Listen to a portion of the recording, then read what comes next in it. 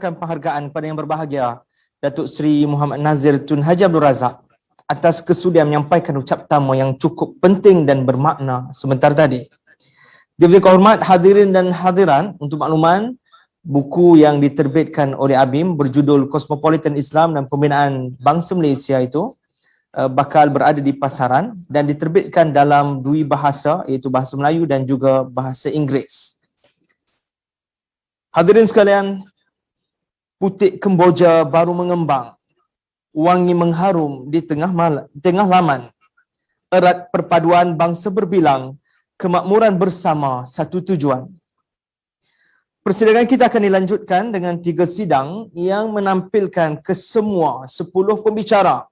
Sidang pertama dengan tajuk bicara Paradoks Perpaduan 6 Dekad, Reality versus Khayalan, akan mengambil tempat terlebih dahulu. Diikuti dengan sidang kedua dengan topik Malaysia at the Crossroads, Quo Vadis.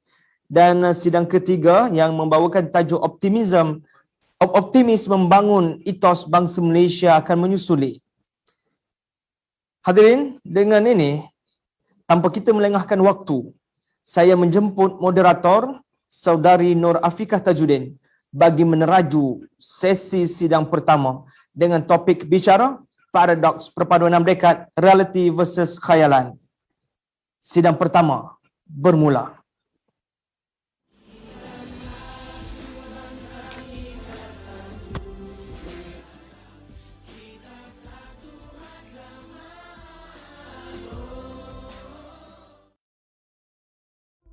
Dan salam sejahtera kepada semua yang mengikuti sidang kemuncak bangsa Malaysia. Satu sidang yang menjadi kemuncak kepada semua sidang-sidang sebelum ini kita lakukan untuk mengangkat idealism bangsa Malaysia itu sendiri. Kepada semua yang mengikuti kami di Zoom, Facebook dan juga YouTube, selamat datang saya ucapkan. Dan sekiranya anda punya apa-apa soalan, sila tinggalkan di bahagian chat dan insyaAllah kita akan go through bersama-sama dengan panelis sebentar nanti.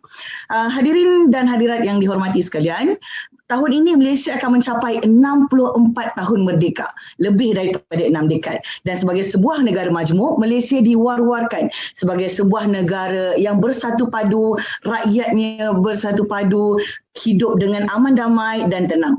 Namun sejauh manakah kebenarannya? Jadi pada hari ini, pagi ini, Abi membawakan 3 orang panel untuk membincangkan paradoks 6 dekad perpaduan. Adakah reality versus khayalan? Yang pertamanya kita akan bersama dengan Datuk Dr. Madeline Berma. Beliau merupakan Pesuruhjaya Suruhanjaya Hak Asasi Manusia ataupun Suhakam. Beliau juga merupakan Profesor Kehormat di UNIMAS, Profesor Ejang Teles University, dan bidang penyelidikan beliau merangkumi kajian pembangunan dengan kerja penyelidikannya memberi fokus ataupun tumpuan kepada pembangunan luar bandar, pembangunan ekonomi peribumi dan pembangunan wanita. Yang kedua, kita akan bersama dengan Profesor Datuk Dr. Denison Jayasuriya.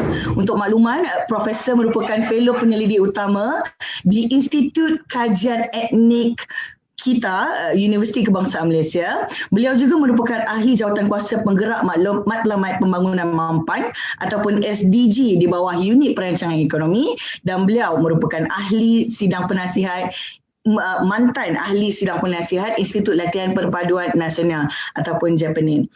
Dan panel yang ketiga, seorang panel yang dekat dengan Abim ya. Beliau merupakan Tuan Jufitri Johar ataupun Saudara Jufitri, merupakan Presiden Majlis Belia Malaysia ataupun MBM. Beliau merupakan mantan Naib Presiden ABIM dan penerima anugerah tokoh belia kebangsaan dan belia ASEAN. Dan kini beliau sedang menyiapkan penyelidikan tahap doktor falsafah beliau dalam bidang belia. Tuan-tuan dan puan-puan, tanpa membuang masa lagi, kita teruskan dengan sidang kita. Pusingan yang pertama, para panelis akan menjawab satu soalan yang saya kira menjadi tanda tanya seperti yang saya kata tadi, sejauh manakah kebenaran. Jadi pagi ini kita mulakan dengan skala naik, Profesor, Doktor dan juga Saudara Jufitri. Jadi dalam skala 1 hingga 10, berapakah agaknya, saya minta kalau panelis boleh nilaikan tahap perpaduan rakyat di Malaysia? Daripada skala 1 hingga 10, berapakah yang panelis boleh nilaikan dan kenapa dan di manakah kita buat betul dan apakah apakah benda yang kita buat salah sepanjang 64 tahun merdeka ini. Tanpa membuang masa, saya jemput panelis yang pertama kita. Mungkin Dr. Madeline boleh kongsikan terlebih dahulu perspektif Dr. Madeline. Silakan Dr. Okey. Terima kasih Afika. Pagi-pagi dah menjawab soalan exam dah. Terus pening kepala saya. Okey Afika, satu tu bagus ke satu tu sangat tak baik? Satu sangat tidak baik, 10 mantap perfect. Satu tu tidak baik, 10 terbaik. Wah, hebat Okeylah, saya sebab awal pagi saya memilih sekarang berada sekarang. Kalau nak dibandingkan beberapa tahun yang lepas, saya kan akademik ni macam-macam soalan. Okey, terima kasih terlebih dulu kepada Abim kerana sudi menjemput saya untuk berkongsi pandangan.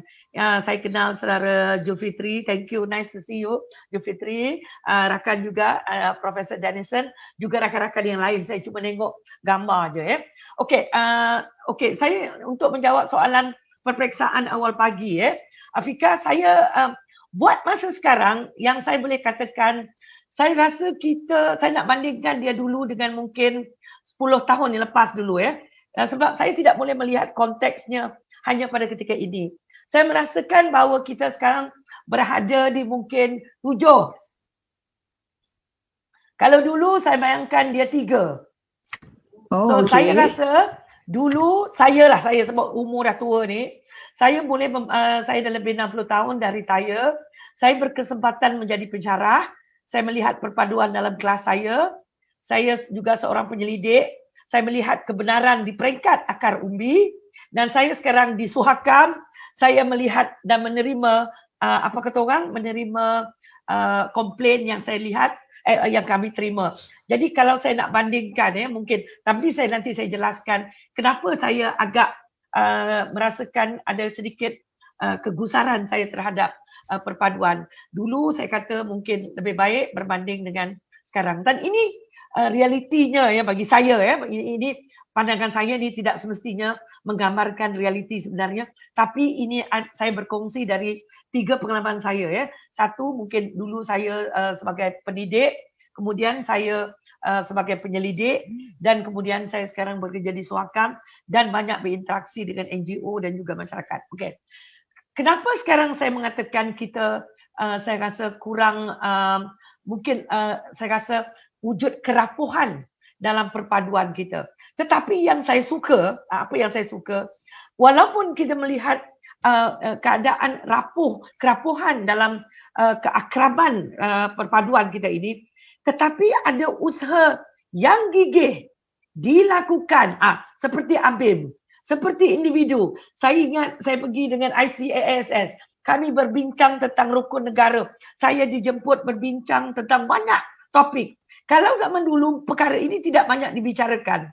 Jadi walaupun ada kerapuhan ataupun keakraban itu mungkin semakin renggang, tetapi ada usaha yang gigih, yang sistematik, dan saya cukup teruja tadi bila saya mendengar Presiden Abim dan juga saya mendengar kita ucap sama Sri Nazir tadi menceritakan tentang usaha dan bagaimana beliau begitu tiba-tiba cepat-cepat dia menerima undangan apabila Abim menjemput dia. Kan tadi semasa saya cakap dengan Afika, saya tanya, wah hebat you boleh menarik ramai orang untuk hadir dalam perbincangan ini. Tapi dia kata, entahlah, dia kata itulah orang kuat-kuat kat atas tu. Tapi sebenarnya, maknanya kita rakyat Malaysia, kita ini paradoks je. Di satu pihak kadang-kadang kita ini lihat berkecamuk, berkelahi, berperang. Kalau ada orang Iban kat situ, istilah sumpit akan keluar. Dalam masa kecamukan itu juga, kita hadir dan kita muncul dalam dalam geram kita, dalam marah kita itu, ada usaha-usaha juga untuk menyatu padukan kita. Inilah yang saya katakan paradoks yang adanya kita di rakyat Malaysia. Dan paradoks ini kita perlu hargai. Jangan lihat dia sebagai sesuatu yang negatif semata-mata. Jadi kalaulah ada suara-suara yang suara kuasa kecil yang katanya menjolok kadang-kadang, Yang kadang-kadang kita kata, geramnya saya tengok dekat netizen, sebab sekarang kita ada jabatan netizen yang lebih besar daripada jabatan kerajaan Malaysia. Perlu ada menteri menjaga netizen ni. Kita dengar memang ada di kalangan mereka itu suara-suara nakal, sengaja nak menjolok. Tapi ada setengah itu ada kebenaran dia dan perlu diberi perhatian. Dan kita yang banyak menggunakan ni, saya sebab membuat analisis, saya kata content analysis. Saya melihat memang ada suara yang kecil itu, tetapi secara keseluruhan rakyat Malaysia sebenarnya menghala ke satu arah, iaitu kita ingin membina satu bangsa Malaysia yang bersatu padu. Seperti yang diidamkan oleh ABIM, seperti yang diidamkan para politician, whatever you want to call them. Student saya kalau dia salah dengar, dia ingat tikus. So, dan juga secara umumnya ialah kita, setiap individu di Malaysia ini. Sebab we want a better Malaysia. A Malaysia where each and every one of us, setiap rakyat kita ini, hak kita terjamin. Kan orang hak asasi manusia kan. Hak kita terjamin, hak kita sebagai rakyat itu terjamin, di mana kita dilindungi. Dan kita merasakan bahawa, sebab macam saya tidak ada negara lain lagi. Inilah negara saya. Okay, so saya perlu menjadikan Malaysia ini tempat di mana anak buah saya, sebab saya tak ada anak, anak saudara saya, anak kawan-kawan saya, cucu saya, di mana mereka melihat inilah tempat di mereka hidup, mereka lahir, mereka membesar, dan besar kemungkinan ramai daripada kita akan mati di negara ini. So saya nak negara ini adalah negara milik kita bersama. Itu dulu permulaan. Panjang jawapan Rumah Iban ni. Baik, baik Doktor, menarik penutup dia, kita nak negara ini menjadi negara kita bersama. Tadi kita dah dengar perspektif daripada Dr. Madeline. Seterusnya kita teruskan, mungkin Profesor Dennison boleh berikan respon dalam skala 1 paling teruk dan 10 paling baik. Berapa agaknya, di tahap mana agaknya Malaysia ini, Prof? Silakan, Prof. Unmute. Minta dia unmute. Unmute, Prof. Prof, tolong unmute.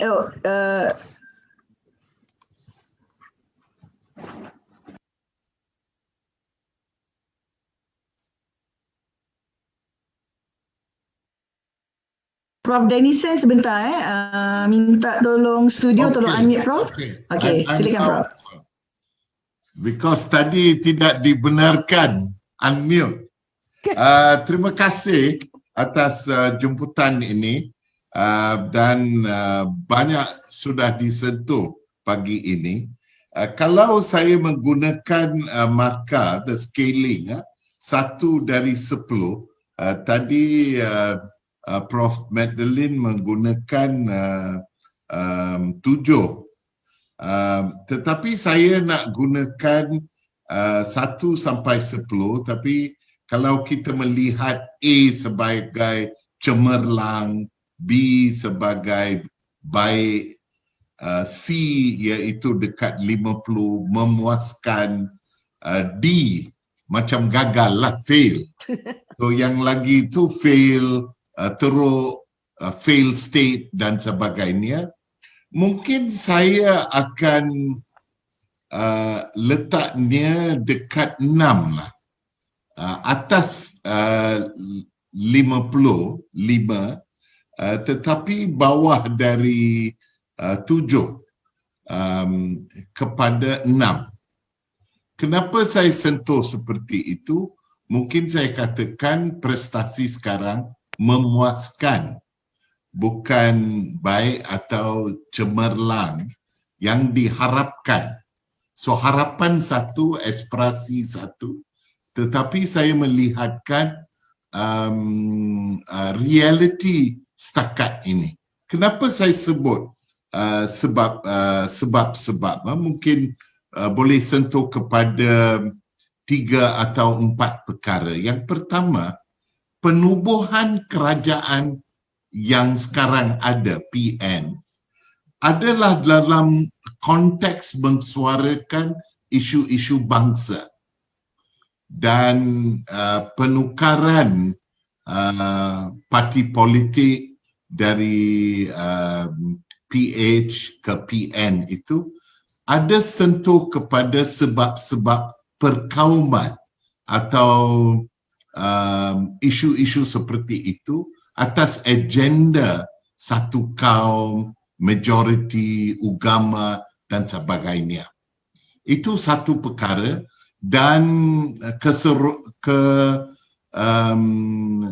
kecilkan space demokrasi, the democratic space, the context of change, the conflict dan sebagainya. Dalam suasana setakat ini, political space, participation of parliamentarians, representation dan sebagainya.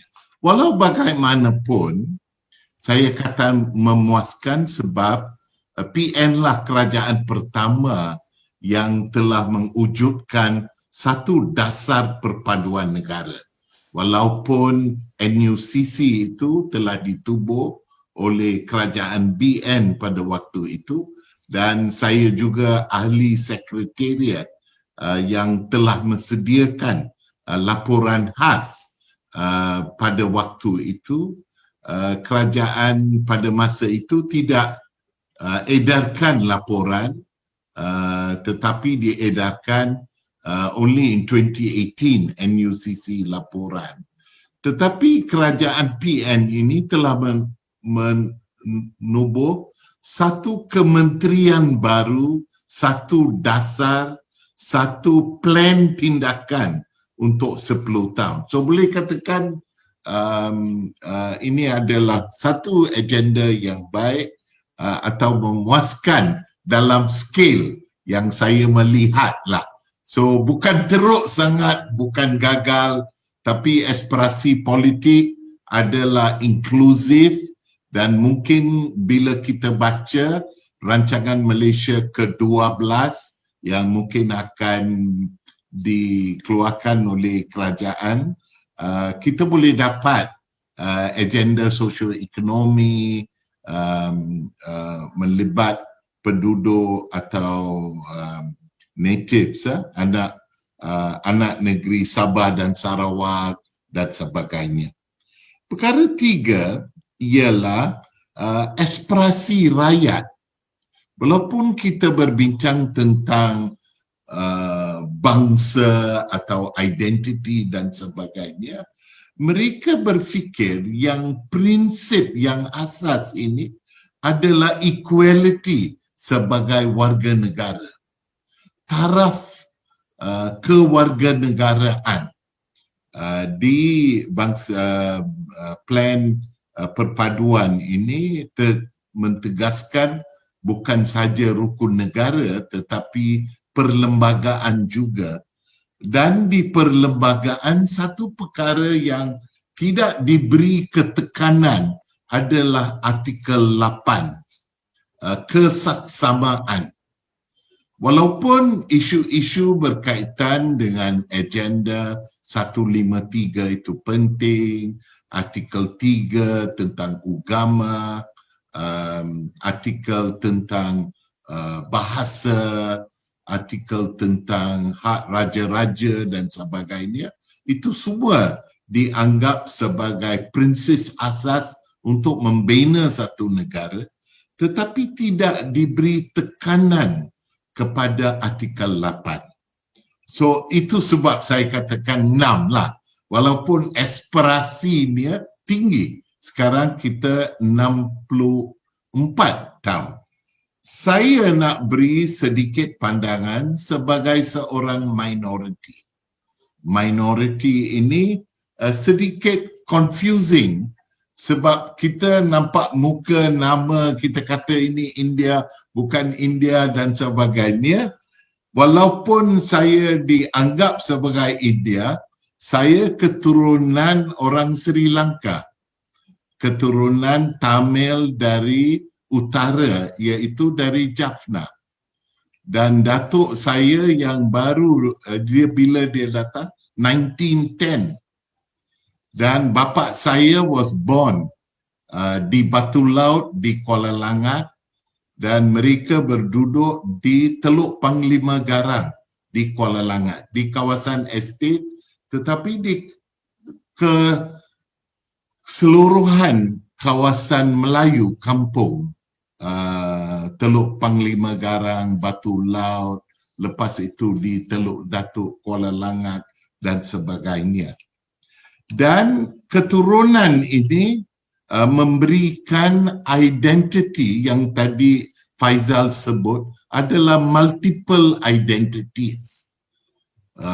Berbilang yang kami sentuh tadi, keturunan Kristian, bukan keturunan Hindu. Dan juga keliru dia, saya berkahwin dengan seorang wanita Cina dari keturunan Fu Chao dari Setiawan. Identiti mereka walaupun Cina, bahasanya, budayanya, tempat asalnya berbeza. Now, lebih confusing sekarang adalah 3 anak kami. Macam orang Melayu, tetapi dan berbahas dalam Melayu. Tak tahu bahasa Cina kecuali anak lelaki saya dan bahasa Tamil. Mereka menggunakan bahasa Melayu dan bahasa Inggeris. Keliru lagi adalah cucu kami. Sebab identiti mereka sudah berubah sekali lagi. Tetapi dalam kad penalangan, IC dan sebagainya, mereka disentuh kepada istilah yang sudah ditetapkan. Tidak mewujudkan satu budaya kaum yang berbilang yang telah wujud dari negara ini. Mereka bukan minoriti sekarang sebab ada ramai golongan mereka berbilang kaum, berbilang identiti dan sebagainya, tetapi situasi mereka itu tidak dikukurkan dalam struktur dan mekanisme di negara. Saya juga sentuh memuaskan atas 50 markah itu sebab penselesaian masalah itu is unstructured. Penselesaian. Nanti bila kita bincang tentang dasar perpaduan dan juga plan tindakan perpaduan, saya boleh beri perbezaan dan sebagainya. So ini adalah sedikit pandangan saya tentang perkara ini. Dan walau saya minoriti di Malaysia, saya bukan orang Sri Lanka, tetapi ada keturunannya. Dan identiti ini berbilang ini mewujudkan satu kekayaan untuk Malaysia, untuk menghayati, menikmati dan membina. So latar belakang ini juga sama dengan orang Melayu. Adakah mereka keturunan Jawa, Bugis, keturunan di Kelantan dan sebagainya. So itu saja dari saya setakat ini. Terima kasih. Baik, terima kasih Prof. Kalau kita baca di komen, ada yang komen, keluarga Prof inilah gambar atau muka sebenar bagaimana bangsa Malaysia itu sepatutnya, kan? Okey, tadi kita dah dengar daripada Dr. Madeline daripada perspektif seorang, daripada pengalaman beliau sebagai seorang pensyarah, dan kemudian Prof bawa pula perspektif dari segi pembuat dasar itu sendiri atau kerajaan itu sendiri, dan kini kita nak dengar juga daripada saudara Zulfikri sebagai seorang Presiden Majlis Belia Malaysia dan orang yang betul-betul mengkaji belia. Kita nak dengar pula daripada skala 1 sehingga 10, berapa agaknya skala yang saudara Zulfikri sebagai wakil belia dalam sidang pagi ni boleh beri. Silakan saudara Zulfikri. Baik, Assalamualaikum warahmatullahi wabarakatuh. Salam sejahtera. Bismillahirrahmanirrahim. Alhamdulillah wassalatu wassalamu ala Rasulillah. Terima kasih kepada saudari Afikah, barisan panelis, tuan-tuan dan puan-puan yang diperhati sekalian. Kalau ditanyakan soalan saya kepada saya tentang soalan tersebut, saya juga bersetuju dengan Prof Datuk Dennison, kita bagi 6. Saya tak pasti sama ada Datuk Dennison tiru saya ataupun saya tiru Datuk Dennison. Tapi saya setuju untuk meletakkan pada skala 6 kerana beberapa, dulu saya mengingat bahawa kita sepatutnya, bila saya bergaul dengan di bawah, dulu saya lihat isu perpaduan ni bukanlah isu yang crucial.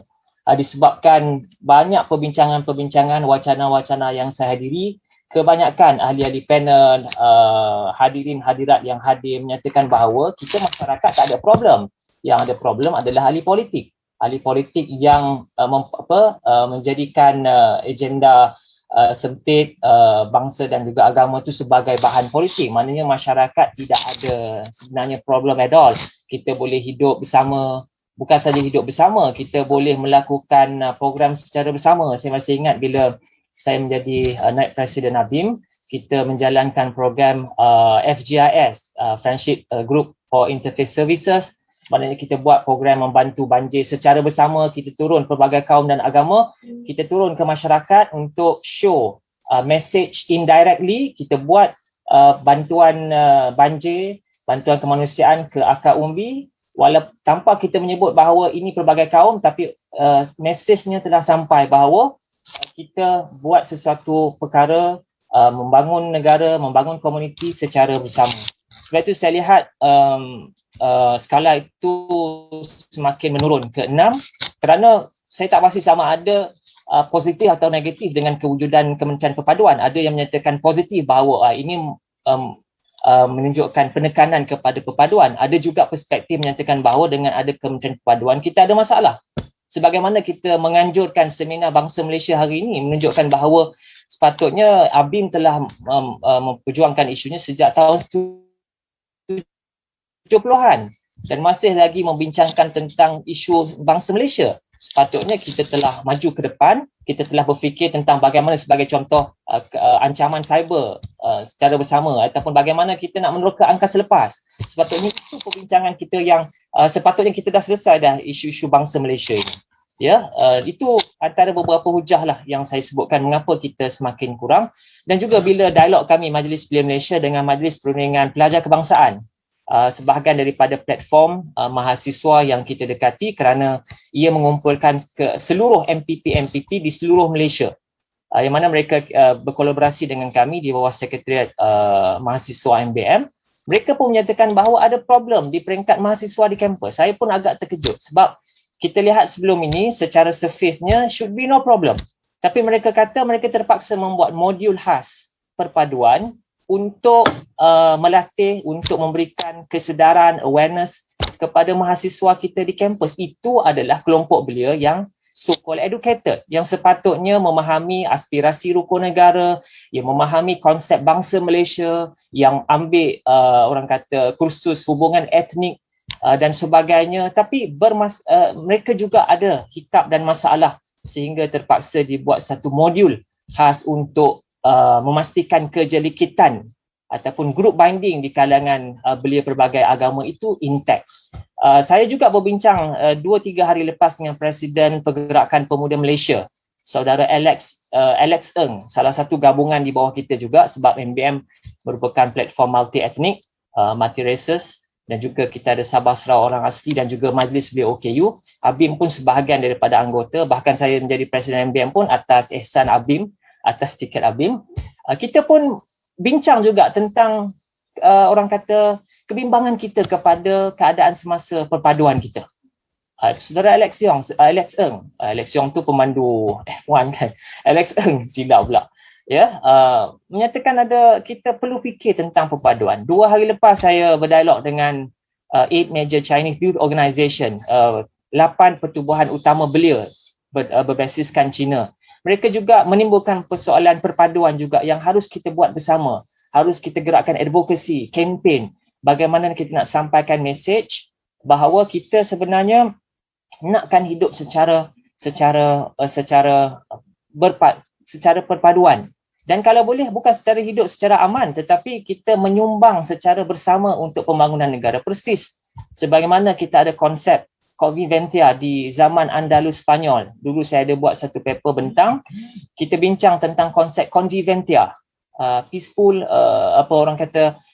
living, hidup secara bersama dan menyumbang kepada pembangunan tamadun secara bersama. Kita lihat zaman Andalus, majoritinya adalah Islam, tetapi orang Kristian, orang Yahudi diberikan tempat dalam kabinet dan diberikan ruang untuk membangunkan tamadun secara bersama. Tapi paksinya adalah paksi keilmuan, paksi kepada cinta kepada budaya ilmu, paksi kepada cinta untuk hidup secara bersama. Sebab itu secara ringkasnya Saudari Afiqah, kalau boleh saya sebut apa yang kita kurang sepanjang kita hidup di Malaysia ni adalah, bagi saya kita tidak ada masalah. Ini saya nak simpulkan. Bagi saya kita tidak ada masalah untuk kita meletakkan etnik ataupun kaum-kaum kita. Itu bagi saya kita kena pertahankan kerana ia adalah jati diri. Kalau saya Melayu, saya masih lagi mementingkan kemelayuan saya kerana itulah adalah jati diri kita. Tapi kita meletakkan konsep apa yang disebut oleh Saudara Faisal tadi, nilai dan konsep yang lebih besar, iaitu bangsa Malaysia. Tanpa menafikan kita ni Melayu, macam Datuk Dr. Denison tadi daripada Sri Lanka, keturunan Dr. Madeline bangga dengan keibanannya tu, memang dia memang istiqamah dengan keibanannya tu, ya. Itu tak ada masalah sebenarnya. Ya, tetapi Prof, kita harus meletakkan bahawa benda yang lebih besar iaitu konsep bangsa Malaysia yang kita harus pertahankan. Dan saya sebut juga kalau dalam konteks Melayu, jangan hanya kita berbicara tentang soal emosi, semangat, tapi yang paling penting kita kena reform dari segi cara berfikir, cara bertindak. Kemudian kalau kita ada reform dalam bentuk pemikiran, tindakan, insya-Allah saya yakin bangsa Melayu sebagai majoriti dia tidak akan rasa orang kata rasa terancam, sebab dia ada kekuatan dalaman, itulah yang akan merubah pemikiran dan cara dia bertindak, dan dia akan menghargai kepelbagaian. Sebab itu secara akhirnya kita kena faham memahami antara satu sama lain. Baik, terima kasih Saudara Zulfikri. Conclusion yang sangat bagus. Maksudnya akhirnya kita perlu saling memahami. Daripada pusingan pertama ni saya boleh rangkumkanlah daripada 3 orang panelis ni, tahap perpaduan di negara kita hanya di tahap memuaskan. Tetapi berita baiknya kita banyak usaha-usaha yang dilakukan baik dari segi dasar dan juga di grassroots yang menggerakkan ke arah usaha membugarkan perpaduan di Malaysia. Okey, sekiranya tuan-tuan dan puan-puan ada soalan yang boleh tanyakan di bahagian chat dan nanti kita akan pergi kepada soalan anda. Kita pergi kepada pusingan seterusnya, Dr. Madeline. Kalau kita lihat setiap kali pilihan raya, tak kira lah pilihan raya umum ke, pilihan raya negeri ke, pilihan raya kecil ke, kalau di Sabah Sarawak khususnya, MA 63 ataupun Perjanjian Malaysia 63 ni sering menjadi zikir di mulut ahli-ahli politik ke politikus ke kan, macam Dr. sebut tadi. Tetapi realitinya masih banyak lagi isu-isu di MA 63 sehingga kan ada gerakan yang membuat gerakan Sabah dan Sarawak keluar Malaysia. Jadi selaku seorang anak jati Sarawak, jadi kita nak dengarkan jugalah daripada perspektif doktor tentang situasi yang berlaku di sana. Silakan doktor. Okey, terima kasih Afiqah. Saya suka bila Afiqah guna istilah menjadi zikir, sebab bila sebut zikir tu macam seolah dia repeat kan. Dia macam sebab saya biasa melihat orang berzikir ya, saya suka melihat para sufi bila masa sekor Turki tu suka tengok dia orang berputar-putar tu. Jadi bila sebut zikir tu, saya terbayang perkataan ini adalah satu perkataan yang sering diungkapkan. Sabah, Sarawak, bold, underline, keluar Malaysia. Okay, kena bold dan underline. Now, apa yang menjadi, ingin saya bangkitkan dia ada dua sisi kepada perbincangan ini. Memang seperti yang Saudara Zulfikri katakan tadi, dia ingatkan dulu cerita tentang perpaduan ini dah lama dah habis. Rupanya muncul balik. Inilah yang saya katakan, kita boleh melihat dia dari dua sudut. Satu, kita kata ada kesegaran. Maknanya ramai yang merasakan bahawa kita sering remind ourselves. Kita perlu mengingatkan diri kita. Kalau tidak, kita akan lalai, kita akan alpa tentang masalah ini. Sedangkan bagi kita di Malaysia, kalau kita lihat ya, perkara perpaduan ini sering menjadi satu yang sering, dia menjolok. Dia sering macam dekat telinga kita. Kadang-kadang muncul, kita kata, kita kena buat sesuatu about it. And that is the good thing about it. Kita tidak mahu sehingga sampai satu tahap bila berlaku kematian, rusuhan dan sebagainya atas sebab atas sebab kebencian terhadap satu ras ataupun agama dan sebagainya, menyebabkan kita sampai dah ke satu tahap baru kita nak selesaikan. So that's why saya kata tadi, saya suka apa yang sedang berlaku ini. This is what we call, macam orang kata lah, juga kata unity in diversity ini. Kita ada keharmoniannya pada satu pihak lain, ada paradoksnya. Balik kepada jawapan soalan MA 63. MA 63 ni memang sering diperkatakan, khususnya bila berlaku satu, bila nak pilihan raya, khususnya pilihan raya persekutuan, the big pilihan raya, PRU, di peringkat negeri dia tak ada. You jangan dengar cerita. Dia lebih bersifat lokal. Sekali. Nombor dua, bila hari kebangsaan. Okey? Dua tu. Memang kita lihat yang saya memang ada, saya pernah meraihkan hari kebangsaan di Sabah dan juga di Sarawak. Of course, di Sarawak itu sebab negeri saya kan. Jadi kalau dulu memang kami akan baris dekat Padang, kami ada dekat Kuching tu, Sentral Padang lah, angkut bendera. Tetapi sejak kebelakangan ini, bila saya kata kebelakangan ini semenjak tahun 2000, kita melihat ada trend-trend yang menunjukkan bahawa dah tak nak lagi dah celebrate. Tak nak lagi meraihkan. Saya sedih sebab saya suka sangat hari kebangsaan itu. Itu saya rasa memang, wah, Independence Day, masa kat sekolah. Memang. Sekarang dah tak ada lagi dah. Saya tengok last year, mungkin satu COVID memang, okay lah, let's blame it on COVID. Tetapi trend itu sudah tidak ada. Di Sarawak sekarang kita melihat istilah Sarawak keluar Malaysia, Sabah keluar Malaysia. Now, perkataan yang perlu kita perhalusi di sini, keluar tu, dia nak keluar daripada mana? Kenapa istilah keluar Malaysia? Sebab Sabah dan Sarawak tidak pernah masuk Malaysia. Ini orang Iban. Amboi kawan saya daripada Sabah ni. Mesti Beverly ni orang Sabah ni. Betul tak Beverly?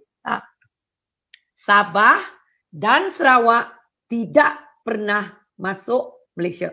Itu nombor satu. Jadi bila tidak pernah masuk, maka tidak ada yang keluar.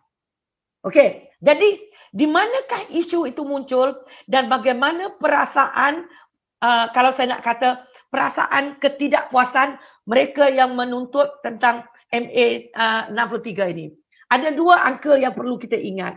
Untuk Sabah, dia ada 20 poin. Wah, kena hafal ni. Kedua, Sarawak ada 18 poin.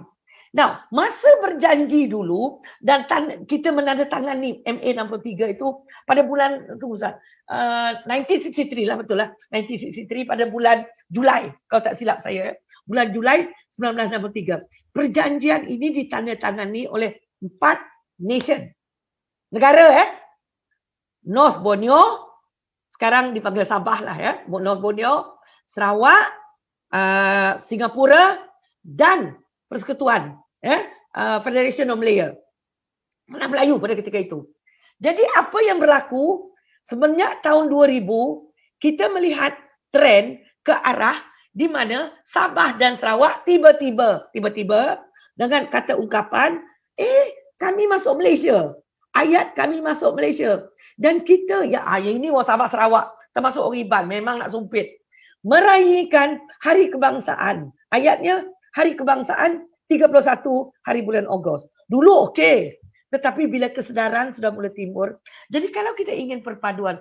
Tetapi kalau kita lihat perayaan, hanya sejak kebelakangan ini kita melihat meraihkan 16 September. Baru kita melihat ada keinginan untuk kita meraihkan 16 September. Kenapa tidak kita meraihkannya? Kita guna 31. Okeylah, kalau kita nak kekal 31. Start daripada 31 itu. Kita raih sampai 16 September. Ini bila 16 September, ini orang kata melepas betuk di tangga.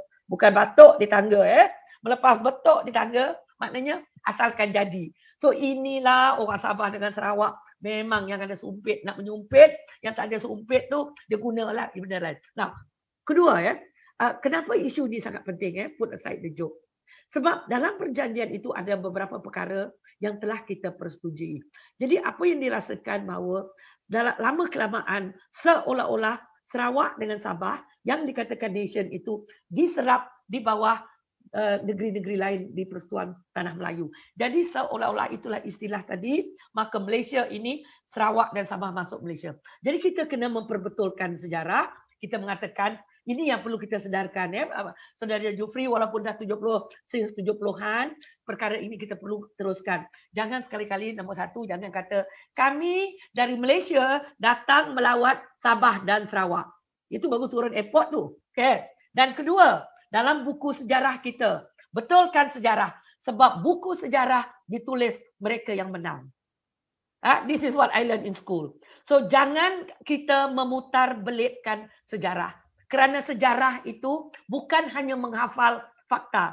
Ia menerangkan apa yang betul. Cuma masalah kita, tak kisahlah di mana-mana, kalau you lihat di seluruh dunia, kalau you lihat di negara Jepun, buku sejarah dia berhenti sehingga tahun 1941.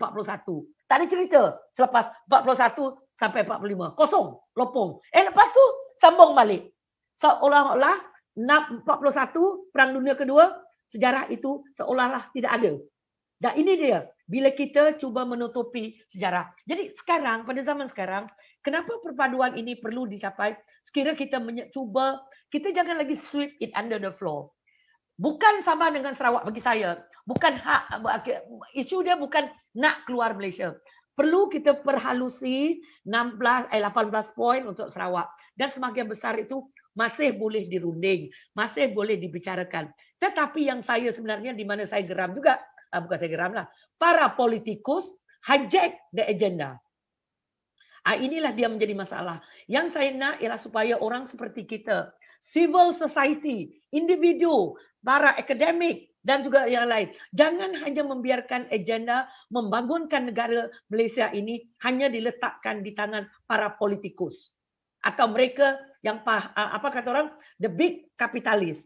Kita perlu kita jaga kita. Ini negara kita. Jangan kata malaslah, ini masyarakat kita. Malaslah, biarlah, isu kalau isu belia biarkan ambil, biarkan kementerian belia.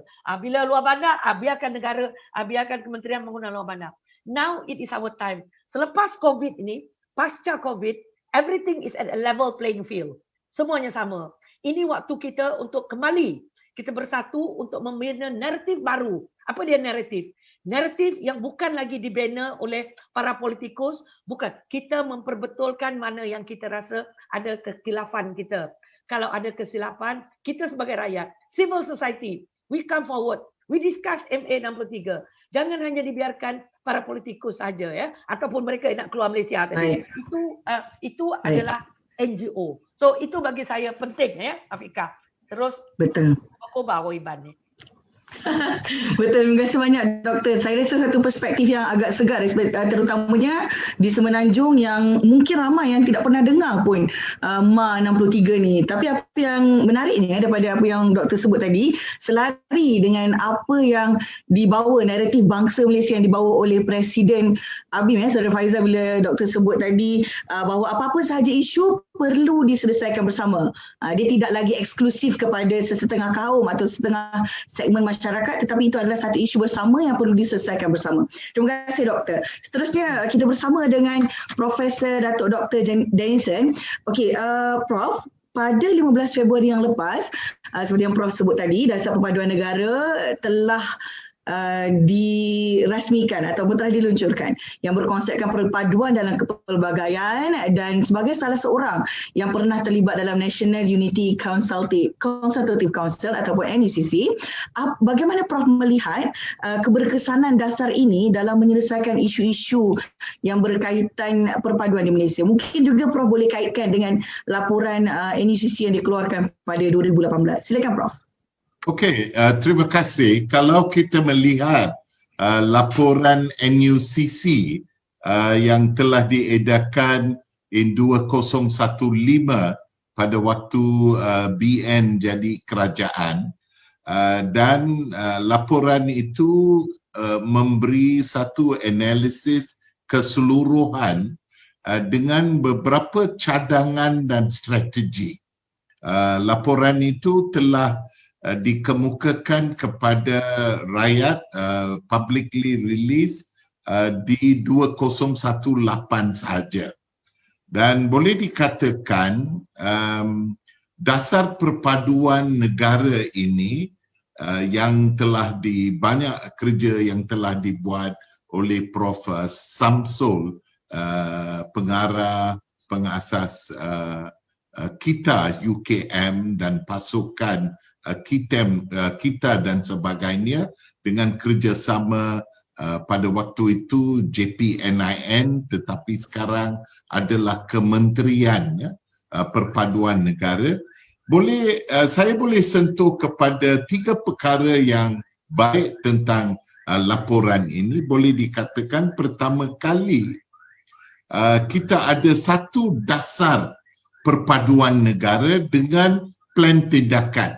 Walaupun dulu-dulu pun selepas Mei 13 dengan rukun negara dan sebagainya, kerajaan telah memberi kepentingan kepada perpaduan melalui rancangan Malaysia dan dalam dasar-dasar pembangunan dan agenda pembangunan. Boleh dikatakan inilah pertama kali kita ada melalui kerajaan PN satu dasar yang telah di-launch dan tetapi berkait dengan laporan dulu juga sebagai satu pekerja lanjutan. Dan dalam laporan dasar perpaduan negara dan blueprint ini ada 3 aspek yang penting, 12 strategi dan sebagainya, tetapi asasnya adalah menggunakan prinsip-prinsip dari rukun negara dan perlembagaan negara. So itu ada perkara baik. So the foundation of the national unity is based on the principle of rukun negara and perlembagaan yang boleh kita katakan. Dan dalam agenda dan blueprint ini banyak disentuh kepada awareness dan education. Banyak ada 12 strategi untuk mempromosi integrasi rukun negara dan sebagainya berkaitan dengan awareness, kesedaran, pendidikan di peringkat sekolah sampai universiti untuk mengukuhkan perpaduan, dan juga ada banyak aspek tentang bahasa Melayu dan bahasa-bahasa community lain dan sebagainya. Ada juga strategi untuk mengawal social media dan juga ancaman-ancaman kepada isu-isu perpaduan, threats to perpaduan dan harmony. So boleh dikatakan satu kementerian dengan support of jentera perpaduan dan juga agensi-agensi kerajaan untuk mengukuh perpaduan, dan mereka juga memberi tumpuan kepada isu-isu sosioekonomi, isu-isu Sabah Sarawak dan sebagainya. So it's actually a very comprehensive blueprint that builds on from the NUCC laporan. Kalau kita melihat compare and contrast and so forth. Tetapi saya boleh katakan because it is a 10-year action plan, kelemahan dasar dan blueprint ini berbanding dengan NUCC laporan adalah NUCC laporan membuat kajian, feedback, blueprint juga ambil metodologi seperti itu, adalah tidak menukar legislation dasar dan jentera baru untuk mengukuh perpaduan. So di NUCC report mereka kata strengthening legislation and institutional support. Legislationnya NUCC sebut New Harmony Act, Akta baru, aktar untuk komisen perpaduan. Bukan saja jabatan, tetapi satu badan bebas seperti Suhakam, MACC, bukan sebagai badan agensi kerajaan tetapi bebas dan akan accountable to parliament dan sebagainya melalui NUCC. Dan mereka juga sentuh dan telah sediakan akta-akta baru ini sebab ada satu jawatan kuasa khas perundangan di NUCC kepada pusat-pusat mediasi. So mediation center melalui dasar dan sebagainya. Sebab pada waktu itu disebut kalau ada isu perpaduan dan tidak puas hati, mereka buat laporan kepada polis dan polis ambil tindakan dan kita pergi mahkamah dan gaduh. Tetapi mediasi adalah satu cara perundingan. Mungkin dulu parti-parti politik memain peranan, tetapi sekarang politik itu jadi sensitif dan pecah belah dan sebagainya. So badan yang bebas untuk mediasi telah dirakamkan, walaupun di blueprint ada sentuh kepada mediation tetapi tidak memberi satu dasar dan mekanisme baru yang disentuh dalam laporan itu. Akhirnya boleh juga dikatakan NUCC report telah sentuh kepada the most dangerous people yang impact perpaduan, dan mereka dari perbincangan dan dalam laporan telah sentuh kepada orang politik, tak kisah mana parti politik, dan mengkawal orang politik dalam ucapan di dalam dewan dan luar dewan melalui political literacy kepada orang politik. So dan ada berkaitan dengan parti-parti politik berbangsa, beragama dan sebagainya, di mana kita nak mengamalkan prinsip-prinsip perlembagaan. So the political literacy and measures to have code of ethic for politician yang mengapikan, tadi telah disentuhkan perkara mengapikan isu-isu perpaduan telah pun disentuh. So I think it is fair to say national unity is not a state that you're going to reach now. Prof. Samsul menggunakan social cohesion sebagai a process, sebagai aspirasi, build on the basis of positive aspects and address the issues that become sensitive in a way so that we can resolve them. So ini adalah isu-isu yang kita boleh compare dari laporan awal. All these documents are in the public domain. Unfortunately, public discussion has not been much on the blueprint and on the after it was launched, and I think ABIM must be thanked for opening this topic up, and maybe MBM and ABIM and other groups can really study the blueprint to strengthen it.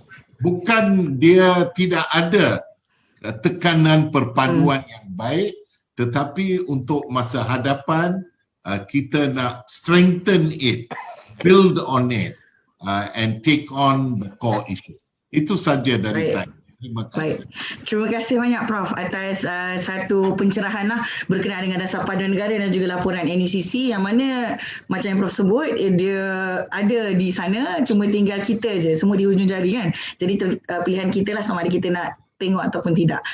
Banyak soalan-soalan bila kita sebut tentang MA 63 tadi, banyak soalan berkenaan dengan MA 63, dan saya juga berterima kasih kepada Profesor James dan juga saudara Remy yang berkongsi kepada kita beberapa dokumen-dokumen yang berkaitan dan kajian yang berkaitan. Kepada hadirin yang lain, kalau berminat ingin memahami lagi lebih lanjut lagi tentang MA 63, boleh refer di bahagian chat box kita dan boleh download kajian-kajian yang dikongsikan. Baik. Seterusnya, Tuan Jufitri, kalau kita melihat kajian yang dikeluarkan oleh IRIS, tahap patriotism di kalangan belia adalah baik, iaitu sekitar 73%. Namun begitu, ramai belia, kalau bila saya borak-borak even dengan adik saya sendiri, dia akan sebut, aku tak kisah, janji aku makan, aku minum. Jadi sebenarnya kalau kita melihat, tadi pun Saudara Jufitri ada cerita sedikit gerakan-gerakan belia di bawah, tapi realitinya belia secara umum, adakah mereka ini golongan yang betul-betul mengambil pendekatan tidak kisah, seterusnya tidak kisah dengan perpaduan yang berlaku dalam negara, berpadu atau tidak, janji aku makan. Macam mana itu Saudari Fitri? Silakan komen. Terima kasih Saudari Afikah, rakan-rakan yang dikasihi sekalian. Saya lihat dalam kita menanggapi isu-isu berkaitan dengan belia, kita harus tidak bersikap ada sikap untuk generalize kepada semua belia. Biasa kita akan sebut kalau masalah sosial aja belia, kita melupakan ada sebahagian belia yang memang cakna ataupun concern kepada isu semasa. Tetapi kita nak cuba peringatkan mereka tentang peranan mereka sebagai aset terpenting negara. Kalau kita membaca satu artikel yang tulis oleh Profesor Asnarul Kardi, bila mengulas tentang dasar belia Malaysia, beliau menyebutkan bahawa peranan belia ini penting, iaitu yang pertama sekali adalah sebagai ejen politik. Maknanya mereka menentukan dalam konteks undi 18, mereka menentukan masa depan negara. Ada lebih kurang 1 juta lebih yang akan mengundi nanti di kalangan pengundi-pengundi baru antara 18 hingga 20 tahun. Mereka juga adalah ejen ekonomi, mereka adalah sumber utama buruh untuk menentukan kesihatan dan kemakmuran ekonomi negara. Dan yang paling penting, mereka juga ada peranan sebagai ejen sosialisasi, yang mana inilah yang terkait dengan isu perpaduan. Mereka ada peranan yang terpenting di groundswell ataupun di peringkat akar umbi untuk menentukan kekuatan perpaduan sesebuah negara. Dalam konteks Malaysia ini, sudah tentu kita nak pastikan bahawa kekuatan perpaduan dan melihat masa depan negara itu adalah kepada sikap dan juga kecaknaan orang muda kepada perpaduan negara, ekonomi dan juga politik. Dan betul apa yang Afikah sebut, kita memang saya sebutkan tadi, kita tidak boleh generalize, tetapi kita lihat majoriti belia kita sekarang sedang struggle. Apa yang mereka fikir sekarang ni adalah bagaimana untuk survive. Dan kita kena ingat bahawa kalau kita tidak selesaikan isu ekonomi mereka, dan kita lihat kes-kes di negara-negara lain yang akan terkait dengan isu perpaduan, isu ketidakpuasan hati kepada bangsa yang lain. Bila saya sembang dengan saudara Alex Ng tadi, Presiden 8 Major Chinese of Youth Organisation, beliau menyebutkan bahawa belia Cina tidak ada masalah dari segi ekonomi. Sebab itu bila kita sembang dengan belia Cina, kita tak sangat sembang tentang isu ekonomi. Kita bincang isu perpaduan, isu melawan rasuah, isu bagaimana kita boleh menggalakkan pertanian dalam kalangan orang muda. Tapi bila kita sebut tentang belia Melayu, kita lihat, dan belia Bumiputera, Sabah dan Sarawak khususnya, sebab kita memang put high concern on Sabah dan Sarawak. Itu persoalan mereka, soalan asas ekonomi, pekerjaan.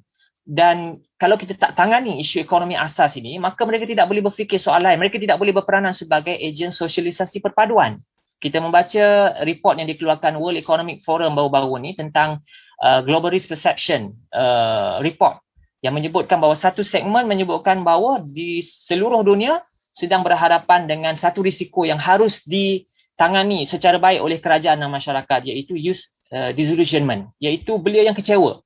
Mereka kecewa dengan keadaan semasa COVID, menyebabkan mereka tidak boleh fikir selain daripada untuk survive, bagaimana untuk mencerahkan sedikit masa depan mereka kerana mereka terpaksa belajar online, mereka berhadapan dengan stres, mereka berhadapan dengan kekurangan gadget dan sebagainya.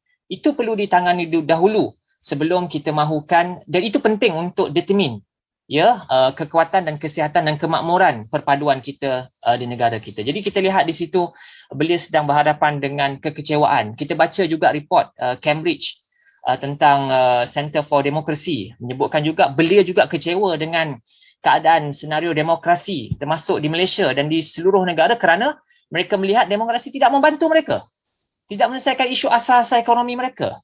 Ya, bagaimana mereka nak fikir soal-soalan yang lain, soal perpaduan, soal yang lebih besar untuk meneroka angkasa lepas, soal food security, kedaulatan makanan dan sebagainya. Sebab itu kita lihat isu ekonomi asas itu menyebabkan mereka tidak boleh berfikir, Afiqah, rakan-rakan sekalian, untuk berfikir soalan yang lebih besar itu perpaduan. Tapi ekonomi, kalau kita boleh selesai isu inequality, ketidaksamaan ataupun kesenjangan antara kaya dan miskin, kalau kita boleh tangani itu asas kepada kekuatan perpaduan. Itu majoriti belia, kita tak boleh nafikan mereka sedang struggle dari segi pelajaran, ekonomi dan sebagainya. Tapi akhir saya nak sebut bahawa kita jangan lupa juga ada pemimpin-pemimpin belia, rakan-rakan, anak muda kita yang concern tentang perpaduan. Sebagai contoh Habim, sebagai contoh jelas hari ini yang mereka all out meletakkan tema bangsa Malaysia sebagai satu asas yang kuat. Ya, kemudian saya lihat sebelum ni Habim juga telah melakukan dialog dengan gerakan Belia Sikh Malaysia yang juga merupakan salah satu gabungan di bawah Majlis Belia Malaysia. Kita nak galakkan itu juga dalam Majlis Belia Malaysia dan di luar platform Majlis Belia Malaysia supaya belia ni dia berinteraksi, dia cuba mengenali, dia cuba memahami. Semalam saya bersembang lama dengan Presiden Hindu Youth Organisation, Majlis Belia Hindu. Kita bincang tentang soal bagaimana nak menangani isu kemasukan buku-buku daripada luar, daripada India yang menceritakan tentang yang anti kepada kehidupan beragama. Dan dia sebut, Saudara Arun Kumar semalam, Presiden HYO, Hindu Youth Organisation, sebut bahawa bagaimana kita boleh menangani isu ni kerana dia kata kat sekolah Tamil pun ada pelajar-pelajar Tamil Islam. Maknanya dia bukan concern sahaja isu budak-budak Tamil Hindu, tapi budak Tamil Islam. Maknanya itu ada pemikiran bagaimana untuk menyelesaikan isu-isu bersama. Ya. Dan banyak lagi saya lihat bahawa tentang tadi disebut MPPK, Majlis Perundingan Pelajar Kebangsaan juga concern untuk mewujudkan satu modul. Ya, ada juga belia yang mencadangkan untuk menekankan ikrar rukun negara di setiap program-program belia. Yang kita lupakan ikrar ni kan, kerana kalau kita baca asas kepada rukun negara, Saudara Edinku ada menulis tentang selayang pandang tentang rukun negara, mengingatkan kita semula bahawa rukun negara adalah tiang seri negara kita yang perlu dihayati khususnya di kalangan generasi muda dengan kita menggalakkan mereka untuk melafazkan ikrar pada setiap awal program. Itu saya lihat secara ringkasnya Saudara Afiqah, dan kita kena akhir saya nak sebutkan bahawa IRIS, Institut Pendidikan Pembangunan Belia, dia memang keluarkan indeks ini setiap tahun. Mereka menilai tentang kesejahteraan perpaduan belia. Kita kena monitor dari masa ke semasa apakah skor terkini perpaduan di kalangan belia dalam indeks Belia Malaysia. Terima kasih. Baik, terima kasih banyak Saudara Zulfikri. Saya bersetuju 200% sebagai seorang yang di hujung-hujung belia ini. Isu ekonomi ni antara isu yang paling penting untuk kita tumpukan. Sebab itu saya memujilah usaha-usaha yang dibuat oleh MBM juga dalam bantu belia dalam mencari pekerjaan ataupun peluang-peluang baru pekerjaan. Saudara dan saudari, tuan-tuan dan puan yang mengikuti kami sidang kemuncak bangsa Malaysia, anda bersama dengan saya dan juga 3 panelis di sidang 1. Saya nampak banyak soalan di Zoom tapi apakan daya masa tidak mengizinkan. Tapi saya memohonlah kepada panelis, jasa baik panelis, kalau boleh menjawab soalan-soalan soalan-soalan kita punya audiens di Zoom. Kalau boleh jawab, ada beberapa soalan yang saya kira perlu untuk kita jawab, tetapi sebab tiada masa, kalau tak nanti kita akan ambil sidang yang lain. Tapi keseluruhan sidang 1 ni saya kira satu sidang yang sangat membuka mata saya secara peribadi, sebab kita nampak betapa sebenarnya semua orang mahukan benda yang sama, tetapi gerakan itu ada, tetapi adakah gerakan itu betul-betul menumpukan ataupun offer penyelesaian yang betul? Itu satu persoalan yang kita kena tengok balik. Dan saya tutup dengan seperti apa yang disebutkan oleh para panelis. Sebenarnya dalam menyelesaikan isu perpaduan atau dalam kita ingin mempromosi perpaduan ini, bukan hanya perpaduan itu sahaja yang perlu dilihat, tetapi banyak lagi isu-isu yang terkait yang perlu diselesaikan terlebih dahulu. Sekian, terima kasih daripada saya. Mohon maaf daripada saya sebagai seorang moderator. Terima kasih kepada Dr. Madeline Verma, kepada Profesor Dato' Dr. Danison dan juga Saudara Jufitri atas perkongsian yang sangat menyegarkan pada pagi ini. Terima kasih. Teruskan kepada MC. Silakan Fauzi.